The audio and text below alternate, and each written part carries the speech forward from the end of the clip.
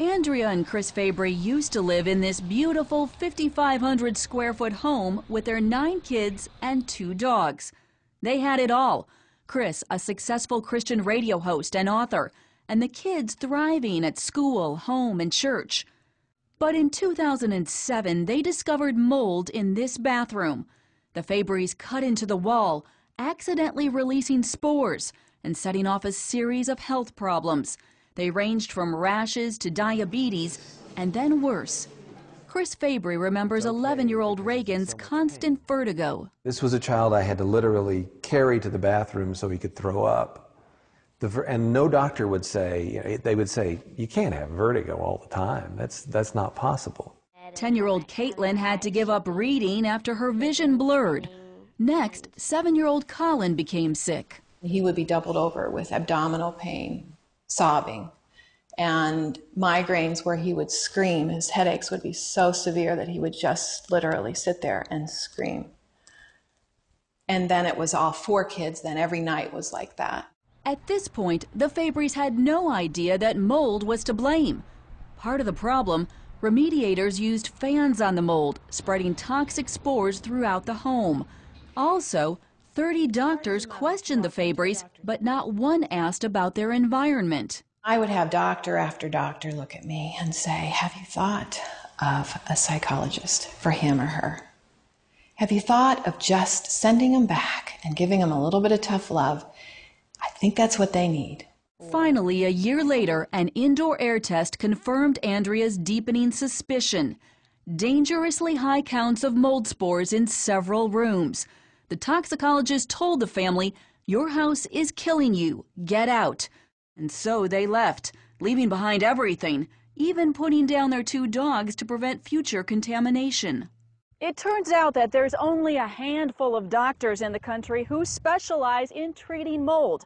And so the Fabrys decided to move to Arizona to seek the help of Dr. Michael Gray, who specializes in treating mold and practices in rural Benson, just south of Tucson. The Fabrys have had a pattern of illness that reflects what we've been seeing with other patients. Gray says urine tests confirmed high levels of toxins in all 11 family members. But he doesn't blame their doctors. He blames the medical system. It is an area that is not well taught, and it is not well recognized. Dr. David Jacobs is a former HUD director and now leads research for the National Center for Healthy Housing. We are still struggling to understand, which species of mold produce which specific health outcomes. Jacobs estimates that up to 25% of U.S. homes have a mold problem. It's a recognized hazard going all the way back to Bible times. In Leviticus 14, the Lord commands Moses and Aaron to follow up on mold complaints. The priest must go in and check it. He must look carefully at the mold that is on the walls. Today, the World Health Organization says exposure to toxic mold can hurt the cardiovascular and pulmonary systems and even lead to death.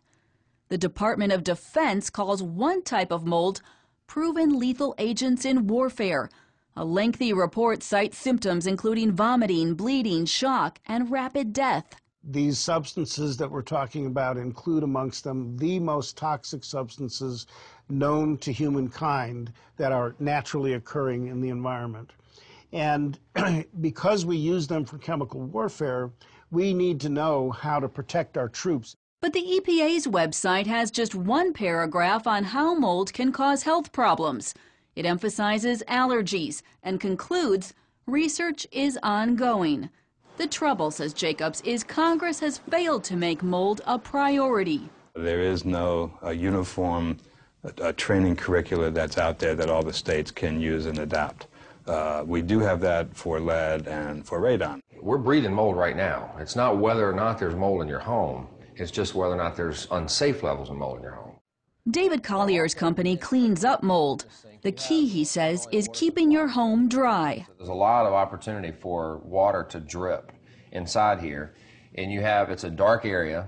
Areas to watch for: leaking pipes under sinks, water coming in around windows, and unventilated bathrooms. For the Fabrys, it's unknown if their Colorado home will ever be livable again. For now, They are simply trying to recover. The goal, healthy eating and avoiding public places which trigger newfound chemical sensitivities. Inspired to share what they've learned, Andrea is chronicling their journey on the web. We as people living in our homes don't know this.